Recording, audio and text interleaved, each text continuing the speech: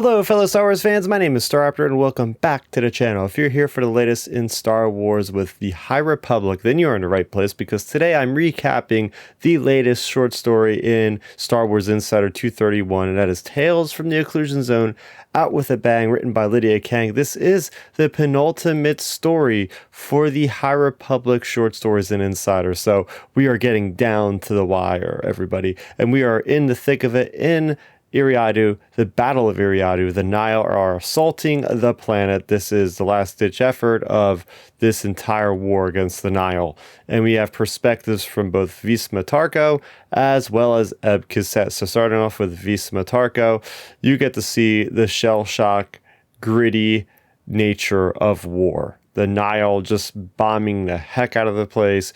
The RDC there is kind of buried in there a little bit, and they're having to put their heads down. They're having to take out the Nile. It's just absolute carnage.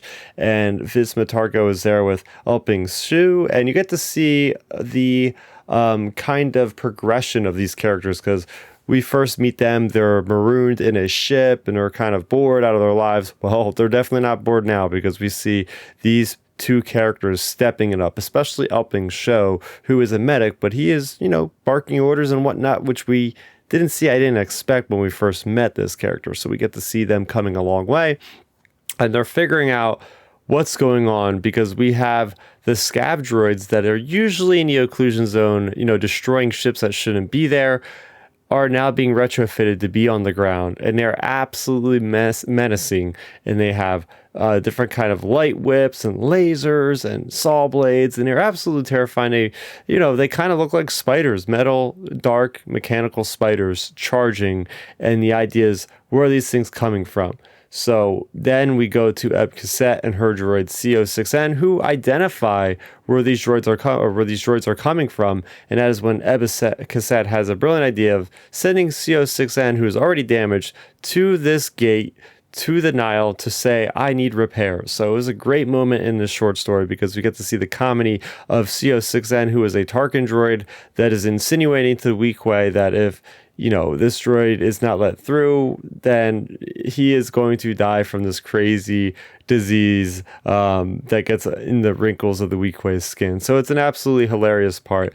But we end off on a cliffhanger because just as Ebbe Casset is about to dismantle the basically the building construction zone of these ground scavs, that is when this Nile character technician, who first that appears to be a kind of simple person, ends up activating a whole bunch of these things, and that's where we leave off. So we didn't really get to see too much of Pica Adrian in this story, although we get to see from the vantage point of Ebbe Casset, who does spot the Auric or the Ari, which is the long beam of both Josh and Pica Adrian.